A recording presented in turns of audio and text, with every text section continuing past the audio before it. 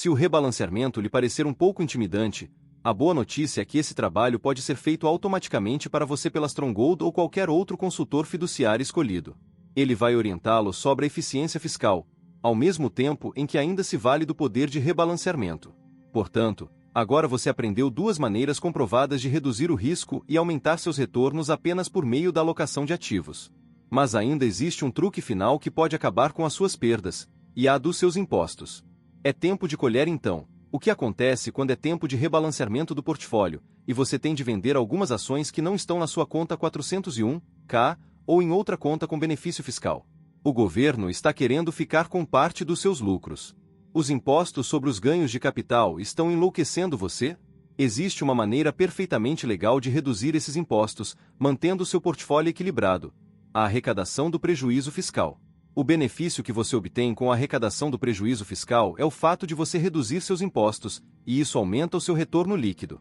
Em essência, você usa algumas das suas perdas inevitáveis para maximizar seus ganhos líquidos. Bart Malkiel acredita que a arrecadação do prejuízo fiscal pode aumentar sua taxa de retorno anual até 1% por ano, de modo que certamente vale a pena investigar. Os bilionários e as grandes instituições aumentam seus retornos dessa forma, embora poucos investidores comuns consigam se valer dessas técnicas poderosas. Poucos as conhecem, e mesmo aqueles que conhecem podem achar que o rebalanceamento e a arrecadação fiscal parecem muito complicados para serem experimentados por conta própria. Não se preocupe. Você pode procurar seu próprio consultor ou acessar o software que tornará isso tão fácil quanto pedir uma pizza, ou pelo menos atualizar as suas configurações de segurança no Facebook. Agora, tenha em mente uma coisa.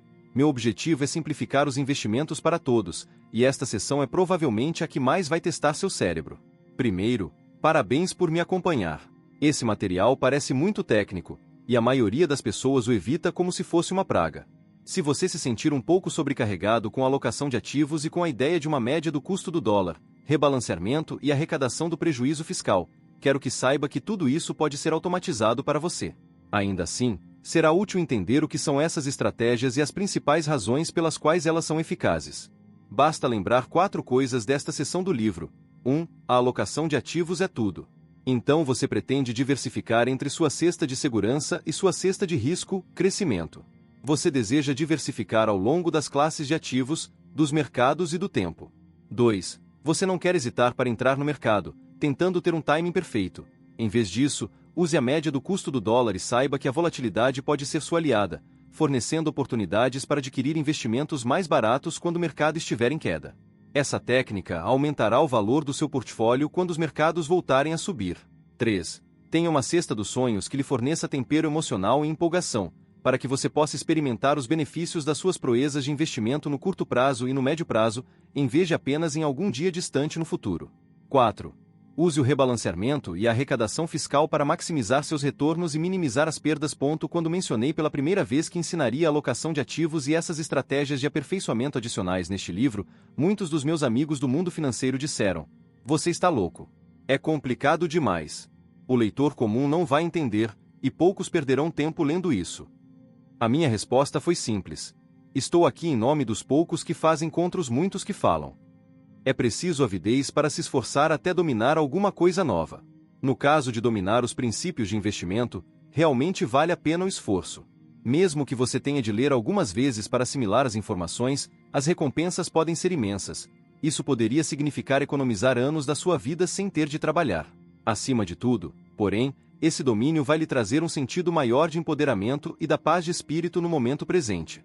Dominar esta seção é muito parecido com tentar aprender a dirigir um carro com câmbio manual pela primeira vez. O quê? Eu preciso aprender a usar o acelerador, o freio, a embreagem, a marcha, o retrovisor, o volante e prestar atenção na estrada também? Está de brincadeira? Depois de algum tempo, porém, você está dirigindo sem pensar em nada disso. Bem, já percorremos um longo caminho juntos nesses 7 passos simples para a liberdade financeira. Vamos verificar onde estamos agora. 1. Você tomou a decisão financeira mais importante da sua vida quando decidiu economizar uma porcentagem da sua renda, o fundo de liberdade, e investi-la automaticamente com juros compostos. Já agiu com base nisso, criando uma conta de débito automático? Se ainda não fez, faça hoje. 2.